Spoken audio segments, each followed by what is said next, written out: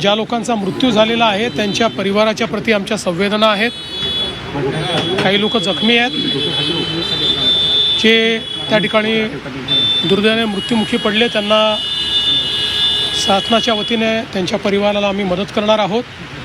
आणि त्याचवेळी अशा पद्धतीनं ज्या कंत्राटदाराने हे काम सुरू ठेवलं त्याच्यावरही फौजदारी कारवाई करावी अशा प्रकारचा आदेश आयुक्तांना देण्यात आलेला आहे। आणि अशा पद्धतीनं C1 कॅटेगरीच्या ज्या बिल्डिंग्स आहेत तिथे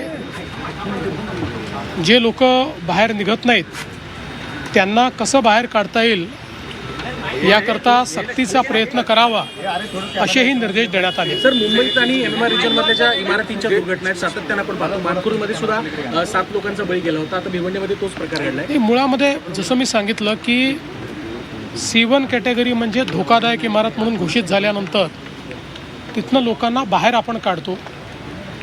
काही लोक दुर्दैवाने निघत नाहीत। आता आपण मानखुर्दची जर दुर्घटना बघितली तिथे देखील रिकामी झालेली बिल्डिंग पडली आणि ज्या ठिकाणी पडली ते रिकामं केलं होतं, पण त्यातले काही लोक निघालेले नव्हते। त्यामुळे मला असं वाटतं की जीव अत्यंत महत्त्वाचा आहे। अशा पद्धतीमध्ये आपला जीव वाचवणं हे गरजेचं असल्यामुळे सक्ती जरी करावी लागली तरी ती केली पाहिजे।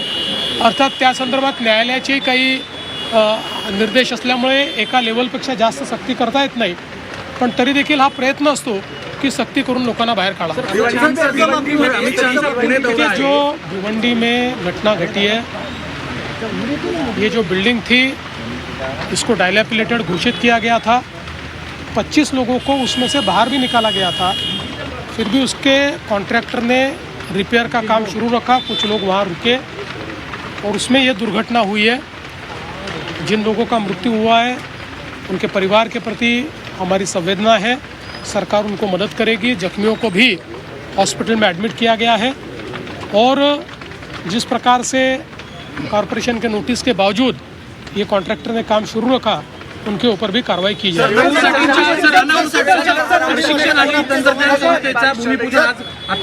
पार पडलं, तुम्ही 2029 जुलैची डेडलाईन दिली, काय सांगा? मी SRAला हे सांगितलेलं आहे की त्यांनी 4 वर्षात याचं काम पूर्ण करायचं ठरवलं आहे, पण मी त्यांना डेडलाईन दिली आहे की 3 वर्षामध्ये हे काम त्यांनी पूर्ण केलं पाहिजे। अनेक वर्षापासनं लोकशाहीर साहित्यरत्न अण्णाभाऊ साठे यांचं चिरागनगरचं जे घर आहे तिथे एक मोठं स्मारक व्हावं ही मागणी होती, ती आमच्या सरकारने पूर्ण केलेली आहे।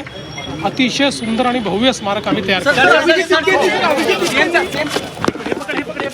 मुख्यमंत्री देवेंद्र फडणवीस यांची आपण प्रतिक्रिया पाहत होतो। जे कोणी दोषी असतील त्यांच्यावर निश्चितच कारवाई करणार असं त्यांनी सांगितलं। तर मृत व्यक्तीच्या कुटुंबियांना आम्ही मदत करणार आहोत आणि सरकार मदत करणार आहे। जखमींना सुद्धा सध्याचे हॉस्पिटलमध्ये आहेत, रुग्णालयामध्ये आहेत, त्यांच्यावरही उपचारासाठी पैसे देणार असं सांगितलं। तर कॉन्ट्रॅक्टरवर कारवाई करणार असं त्यांनी आश्वासित केलंय।